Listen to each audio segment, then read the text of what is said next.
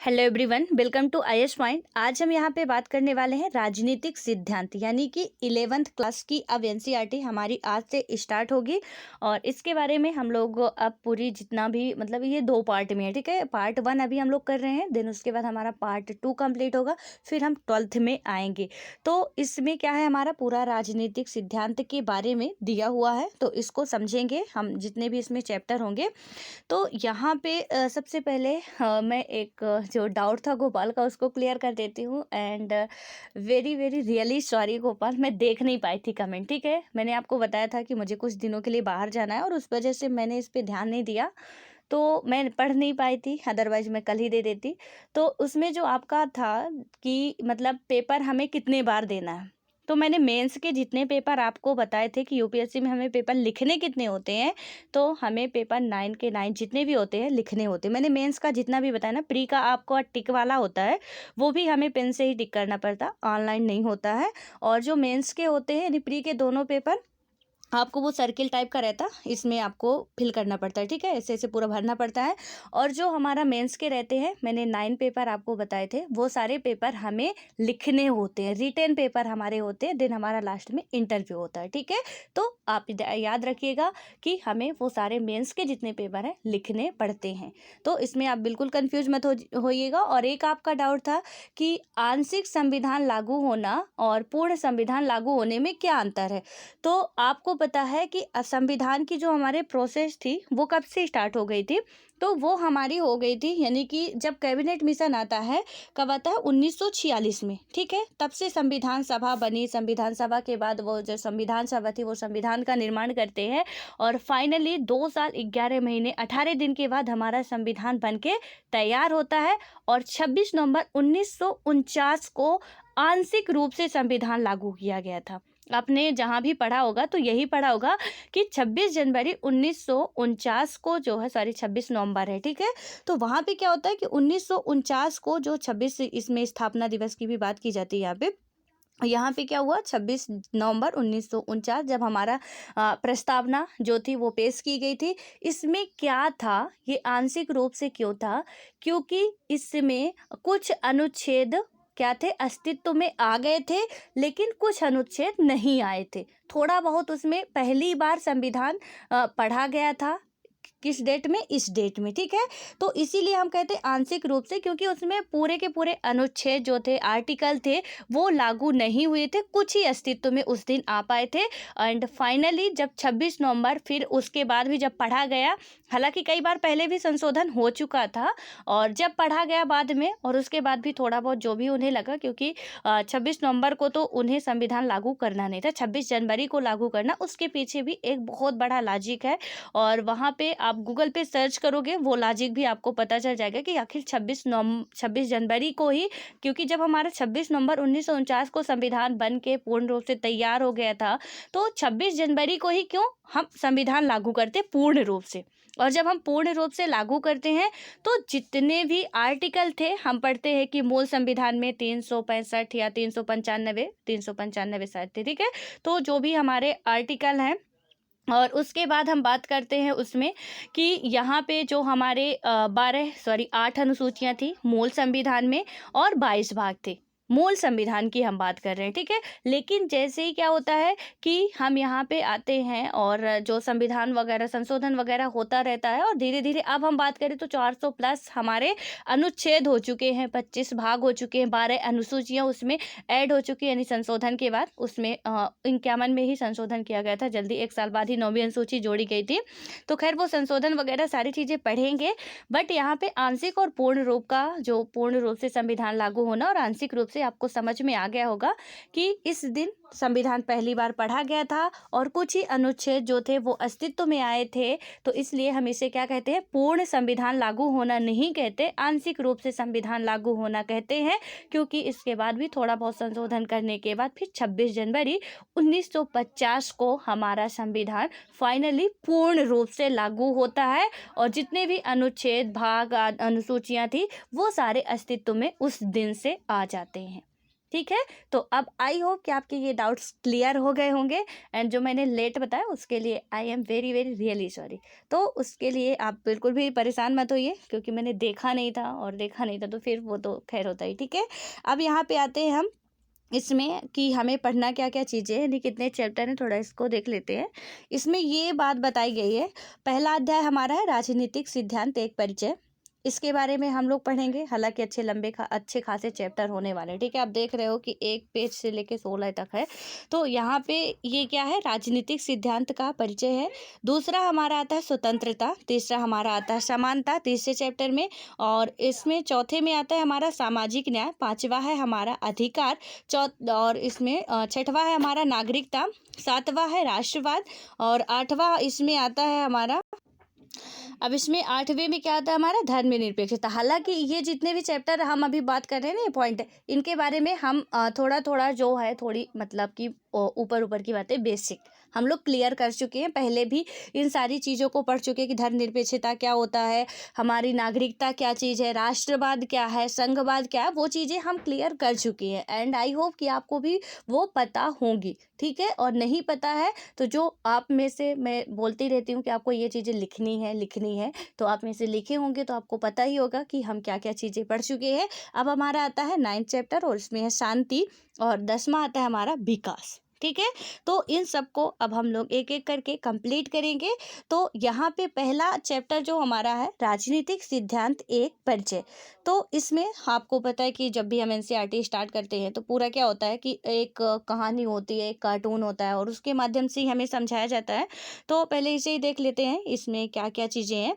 यहाँ पे बताया गया जा रहा है कि लीजिए एक और किताब याद कीजिए, और आप लोगों के लिए भी है कि अभी एक और किताब, अभी तो हमें 4 ऐसी पढ़नी है, 12th क्लास में भी शायद 2 पार्ट में है, तो अभी तो हमें और भी पढ़नी है। तो यहाँ पे क्या बताया गया है कि लीजिए एक और किताब, लेकिन अब उन्हीं चीज़ों पर बात करेंगे जो हमसे जुड़ी हो। ये क्या बोल रही है कि अब वो बोल रहा है कि एक किताब और लो, ये बोल रहे हैं कि अब हम उन्हीं चीज़ों पर बात करेंगे जो हमसे रिलेटेड हो। हम अभी तक बकवास कर रहे थे कि फिनलैंड में क्या हुआ, श्रीलंका में क्या हुआ, विदेशों में क्या हुआ, अदर कंट्रियों में क्या हुआ, गैर लोकतांत्रिक में क्या हुआ, लोकतांत्रिक में क्या हुआ।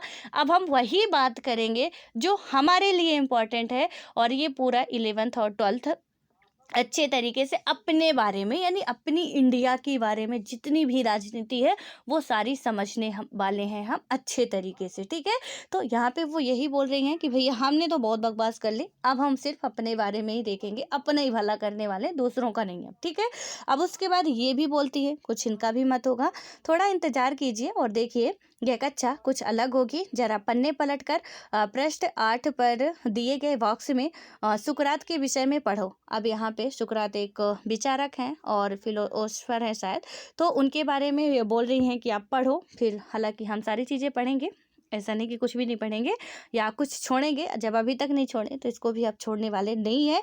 और उसके बाद क्या होता है कि मुझे पता नहीं, लेकिन मुझे वह तरीका अच्छा लगा जिसमें उसने औरों के विचारों की असंगतियों को दिखाया है, और इनमें ये फिर अपना मत दे रही हैं कि यह तो सच में अलग है। सुकरात कौन है, यानी कि सुकरात। अब यहाँ पे आप देखिए कि पूरा इनके बारे में जो भी महान विचारक है उनके इर्द गिर्द ही थोड़ा बहुत हमारी कहानियां रहने वाली हैं, यानी कि जिस भी तरीके से आपको समझ में आएगा, एनसीईआरटी ने पूरी कोशिश की है, जो भी इनके राइटर है, कि आपको समझाया जाए। अब इसमें क्या बात की जा रही है, इसका इंट्रोडक्शन की बात करते हैं राजनीतिक सिद्धांत में। तो मनुष्य 2 मामलों में अद्वितीय है। अद्वितीय का मतलब कि आपके समान अब कोई दूसरा नहीं है। अद्वितीय, द्वितीय नहीं, अद्वितीय, यानी कि सिर्फ और सिर्फ एक आप हो, आपके अलावा अब कोई इस दुनिया में दूसरा नहीं है। तो यहाँ पे यही बताया जा रहा है कि मनुष्य के समान कोई भी मनुष्य 2 मामलों में अद्वितीय है, यानी कि 2 ऐसे मामले हैं जहाँ पे मनुष्य अद्वितीय है, कोई और नहीं है उसके उसमें मुकाबले में। इसमें क्या होता है कि उसके पास विवेक होता है और अपनी गतिविधियों में उसे व्यक्त करने की योग्यता होती है। यहाँ पे क्या बात की गई है कि 2 कौन कौन से मामले हैं। सबसे फर्स्ट कि आपके पास विवेक होता, बुद्धि होती है।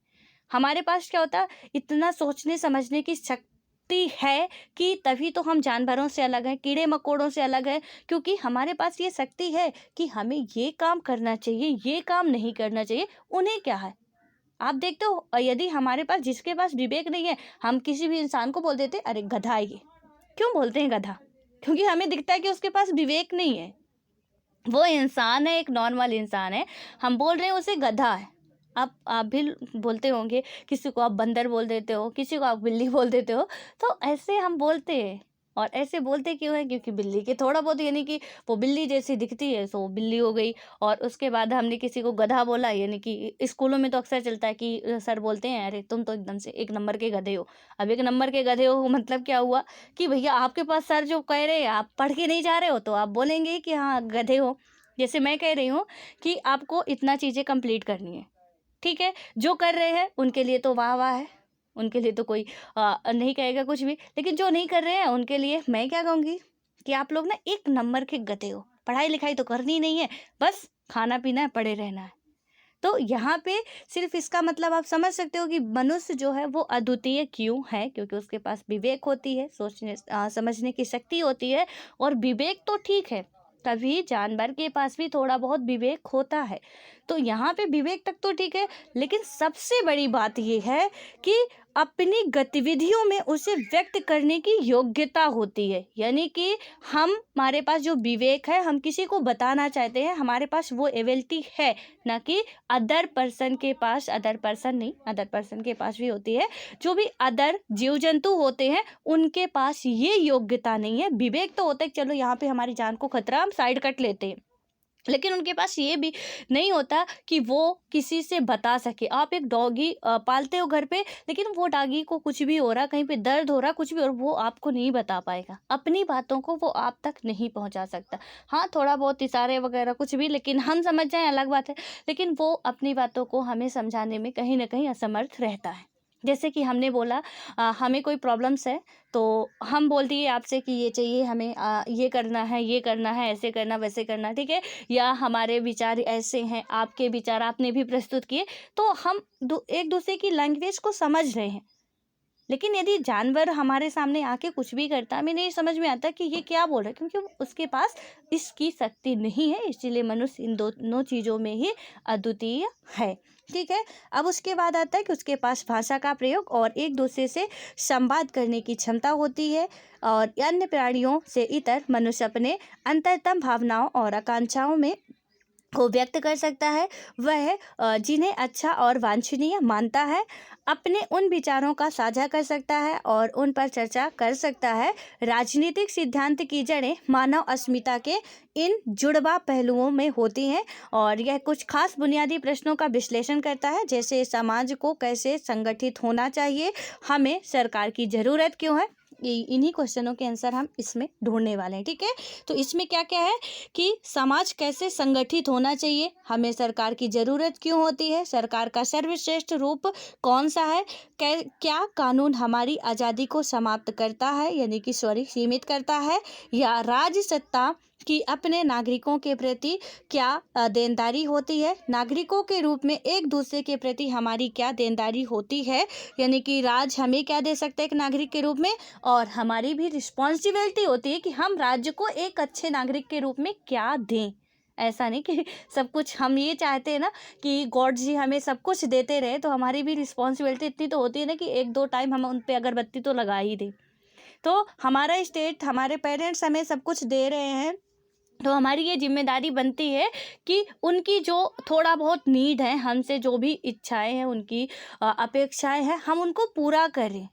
जो उम्मीद वो रखते हैं हमसे, उनको हम फुलफ़िल करें, क्योंकि वो हमारी जो हम उम्मीद रखते हैं वो भी, जो नहीं रखते वो भी, वो सारी ज़रूरतें हमारी पेरेंट्स हमारी पूरी कर रहे हैं, तो हमारी भी थोड़ा बहुत रिस्पॉन्सिबिलिटी बनती है। हमारा जो स्टेट है, हमारा जो देश है, वो हमारी ज़रूरतों को जब ध्यान देता है, तो जिम्मेदारी एक हमारी भी बनती है कि हम भी ध्यान दें कि किस तरीके से हम भी उसमें अच्छे नागरिक के रूप में भूमिका निभा सकते हैं। सपोज स्वच्छता अभियान चला, तो सरकार ने स्वच्छता अभियान चला, लेकिन यहाँ पे अब आपकी सपोर्ट की ज़रूरत है, क्योंकि उसने तो चला दिया, हर जगह पे तो वो जांचे बैठा नहीं सकता, ठीक है। तो वहाँ पे हमारी फिर रिस्पॉन्सिबिलिटी बनती है कि स्वच्छता अभियान चला और इसके तहत हम क्या करें कि हर जगह को, जहाँ पे कहीं हम और मत जाएं, किसी और का कचरा मत उठाएं, बस हम खुद ना फैलाएं।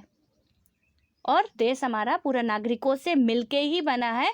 और जब हम खुद ना फैलाएं तो कचरा कहाँ फैला यार? हमने नहीं फैलाया, आपने नहीं फैलाया, आपके भैया ने नहीं फैलाया, दूसरे हमारे फ्रेंड्स ने नहीं फैलाया, और भी रिलेटिव थे वो भी नहीं फैला रहे हैं अपना अपना, सिर्फ हम अपना अपना उठा रहे हैं, किसी और का नहीं उठाना हमें। तो वहाँ से क्या होगा कि वो तो ऑलरेडी पूरा साफ सफाई हो गई ना, किसी को करने की ज़रूरत ही नहीं है। हम किसी पे इतना दोषारोपण लगाते रहते, हमेशा लगाते रहते हर एक सेक्टर पे यार। हम कहते गवर्नमेंट ऐसा करती, गवर्नमेंट वैसा करती, ये वो दुनिया भरे का। बट मुझे एक बात समझ में नहीं आती कि ये जो इतना राजनीति झाड़ते हैं कि गवर्नमेंट को ऐसा करना चाहिए, खुद तो पहले जितना कर रही हो उतने पे ही तो संतोष कर लो। हालांकि कल में हमने देखा था कि गवर्नमेंट पे सवाल उठाना बहुत अच्छी बात होती है, लेकिन कुछ तो हमारी रिस्पॉन्सिबिलिटी भी बनती है ना। अब यहाँ पे महिलाओं के लिए थोड़ा सा मैं टाइम लूँगी आपको, क्योंकि अब पॉइंट आया है तो बताना ज़रूरी है। यहाँ पे मैं उन लड़कियों से कहना चाहती हूँ जो भी अभी मुझे सुन रही होंगी कि इसमें क्या होता है, हम लोग कहते हैं, अभी क्या था एक दिन जो महिला दिवस था सर, ठीक है, तो उसमें हमने महिला दिवस मनाया, फेसबुक व्हाट्सएप में अच्छे अच्छे कमेंट लिख दिए, उससे हमारा क्या होने वाला ज़रा बताइए? कुछ भी नहीं होने वाला, यकीन मानिए कुछ भी नहीं होने वाला है। हमेशा सरकार कानून बनाती रहेगी, सुप्रीम कोर्ट में एक मतलब जो भी केसेस जाएंगे वो 4 साल तक सड़ेंगे वहीं पे, 4 साल तक आप पेशी करोगे, कुछ भी नहीं होने वाला। उस जिस लड़की का बलात्कार हुआ उसका आए दिन कोर्ट में बलात्कार होगा। वो तो मर गई ठीक है, लेकिन आए दिन अब यहाँ पे जो जिंदा है वो कर रहे हैं। तो इससे बेटर है ना कि ये स्थितियाँ तो चलती रहेगी। समस्या का समाधान यदि हमें सच में ढूंढना है तो पहले खुद के अंदर देखना होगा। और जिन भी बहनों को बुरा लगे उनसे मैं हाथ जोड़ के माफ़ी चाहूँगी, लेकिन यहाँ पे अब हमें खुद सुधरना होगा। हमें किसी पे इतना भी नहीं एकदम से वो हो जाना होगा कि बस वही हमारे जो कुछ भी है कि हम कहीं जा रहे हैं, हमारे पापा साथ में जाए, मम्मी साथ में जाए, कोई भी जाए, हम यदि निकल रहे हैं तो इतनी हिम्मत रखे कि 4 भी मिल जाते हैं तो पछाड़ के आएंगे। और यकीन मानिए आप कभी अंदाज़ा कीजिएगा 4 लोग हैं या 8 लोग हों, लेकिन आप अकेली हो और एक बार बस मुंह से आवाज़ निकालना, आप दहाड़ के देखिएगा उन्हें, थोड़ा सा रूडली, बिल्कुल बेचारी नहीं बन जाना यार। बेचारी बनने से हमारा कुछ नहीं होने वाला है, क्योंकि अब हम इस पे डिपेंड नहीं रह सकते। गवर्नमेंट हमारे लिए कानून बनाएगी, वो फास्ट ट्रैक कोर्ट लाएगी, कुछ भी लाएगी, वो लाएगी, जो भी है कुछ भी नहीं हो रहा। कोई कंडीशन आज तक बेहतर नहीं हो रही, आए दिन हो रहे सारे ये जितने भी केसेज हैं वो बढ़ रहे हैं। तो उसमें से अब हमें खुद सेल्फ डिपेंड बनना होगा यहाँ पे हम, ताकि अपनी रक्षा कर सकें। हम जब तक दूसरों पे डिपेंड रहेंगे ना, कुछ भी नहीं हो सकता, रहेंगे हम बेचारी। क्योंकि अब यहाँ पे कुछ आप लोगों को भी हाथ पैर हिलाने की ज़रूरत है। अपनी सेफ्टी यदि आप चाहती हैं तो मेरा तो यही सजेशन है कि देखिए, मैं थोड़ा सा क्या वो लॉलीपॉप वाला नहीं बोलती हूँ कि अच्छा अच्छा बोलूँ, आपको यदि बुरा लगे उसके लिए मैं पहले ही माफ़ी मांग लेती हूँ। लेकिन सच्चाई यही है कि अब हमें भी थोड़ा बहुत हाथ पैर हिलाना होगा। मैं देखती हूँ लड़कियाँ ना बहुत ही एकदम से बेचारी टाइप की बन जाती हैं कि अरे अब ऐसा नहीं वैसा होगा।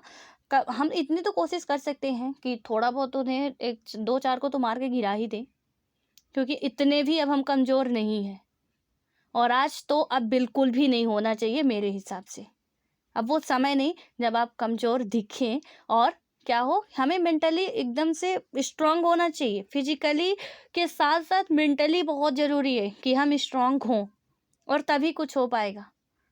वरना मुझे तो नहीं लगता कि ये सरकार वगैरह कुछ भी, वो तो करती रहेगी, खैर उसका काम है, जो भी चलता है चलता रहेगा, और ये करने वाले करते रहेंगे। इसलिए ये सोचने की बात है, और आप लोग भी थोड़ा ध्यान दीजिएगा, और अपने घर में भी बताइएगा, और थोड़ा खुद पे कोशिश करने की और सुधार करने की भी कोशिश कीजिएगा, ताकि हमारा समाज जो है ना वो सुधर सके।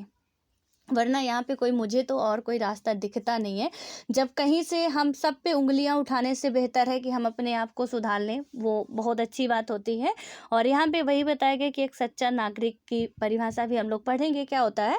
और राजनीतिक सिद्धांत इस तरह से प्रश्नों की पड़ताल करता है, और राजनीतिक जीवन में अनुप्रमाणित करने वाले स्वतंत्रता, समानता और न्याय जैसे मूल्यों के बारे में सुव्यवस्थित रूप से विचार करता है।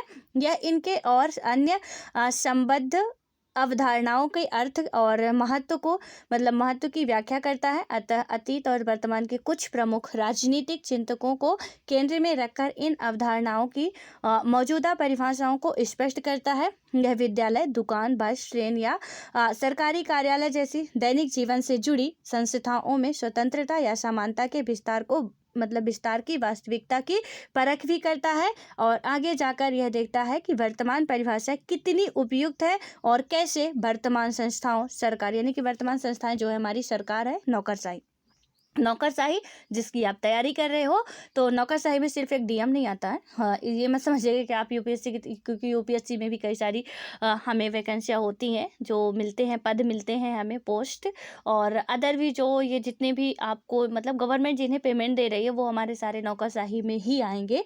तो इसमें क्या है कि सरकार और नौकरशाही और नीतियों के अनुपालन को अधिक लोकतांत्रिक बनाने के लिए यहाँ पे ये जो वर्ड आया ना लोकतांत्रिक, मैंने आपको बताया था कि हमारे घर में भी लोकतंत्र की ज़रूरत होती है, हमारे स्कूल में भी होती है, हम कहीं पे बाहर जा रहे हैं वहाँ पे भी हमें लोकतंत्र की ज़रूरत होती है। अब लोकतंत्र मुझे नहीं लगता कि बताने की ज़रूरत होगी, क्योंकि मैंने कई महीने हमारे निकल गए हैं लोकतंत्र में, ठीक है। तो अब तो लोकतंत्र आप बिल्कुल रट चुके होंगे कि लोकतंत्र आखिर है क्या चीज़। सीधे से फंडा क्लियर होना चाहिए, हमारा कंसेप्ट क्लियर होना चाहिए। बाकी एग्जामिनर क्वेश्चन कहाँ से पूछेगा, पूछ ले जहाँ से पूछना हो, क्योंकि हमारे कंसेप्ट क्लियर है। और फिर जब वो क्वेश्चन पूछेगा तो कहीं ना कहीं हम घुमा फिरा के, यदि डायरेक्ट भी नहीं आ रहा तो गेस तो कर ही जाएंगे कि इसका आंसर ऐसा नहीं ऐसा होना चाहिए। तो वहाँ पे गेस करने में भी सबका अलग अलग माइंड लगता है और गेस वही कर पाता है जिसके कॉन्सेप्ट क्लियर होते हैं, वरना हम तुक्का फिर उसे कहते हैं। जब गेस करना नहीं कहते फिर तुक्का कहते हैं कि हमने तुक्का लगा दिया। जो ये बोले कि हम गेस करके लगा रहे हैं क्योंकि उसका कॉन्सेप्ट क्लियर है, वो गेस क्या करेगा, वो तुक्का लगा रहा है सीधे। चलो भगवान भरोसे होगा तो होगा, नहीं तो जय सिया राम है। तो इसलिए हमारे कॉन्सेप्ट अब क्लियर होने चाहिए और यहाँ पे बताया गया कि हर जगह पे हमें क्या दिखना चाहिए, लोकतांत्रिक बनाने के लिए उनका परिमार्जन किया जाए। और राजनीतिक सिद्धांत का उद्देश्य नागरिकों को राजनीतिक प्रश्नों के बारे में तर्कसंगत ढंग से सोचने और सामयिक राजनीतिक घटनाओं को सही तरीके से आंकने का प्रशिक्षण देना है। और इसमें क्या है कि इस अध्याय में हम देखेंगे कि राजनीति और राजनीतिक सिद्धांत का अर्थ क्या है और हमें इसका अध्ययन क्यों करना चाहिए। यानी कि राजनीति और राजनीतिक सिद्धांत का अर्थ क्या है, वो आपने सुना होगा पॉलिटी और जो हमारा पॉलिटिक्स होता है, ठीक है। यानी कि राजनीति और राजनीति शास्त्र, मैंने इसका आपको एक बार शायद आप में से ही किसी ने ये क्वेश्चन भी पूछे थे, मैंने बताया भी था कि इनमें दोनों में डिफरेंस क्या होता है। तो जो पॉलिटी होती है ना, उसमें क्या है कि बस आप थोड़ा बहुत हमें राजनीति वगैरह जानना है, लेकिन जो राजनीति शास्त्र होता है उसे विथ रिसर्च के साथ हम पढ़ते हैं। यानी कि कोई भी बातें हमारी हवा हवाई में नहीं उड़ती है कि हमारा जो मन किया हम बोलते जा रहे हैं, उसमें पूरी रिसर्च होती है, पूरा रिसर्च हमें करना पड़ता है। उसके बाद पॉलिटिक्स जो हमारी राजनीति शास्त्र होती है, तो उससे हम फिर पढ़ते हैं या उसे पूरा कंप्लीट करते हैं। तो इन दोनों में ही डिफरेंस होता है हर एक वर्ड का। जो भी आता है, यदि कोई ये समझता हो कि ये दो वर्ड लिखे, लिखने वाले से गलती हो गई होगी, तो मेरे दोस्तों लिखने वालों से गलती नहीं होती है, हमारे समझने में गलती हो जाती है।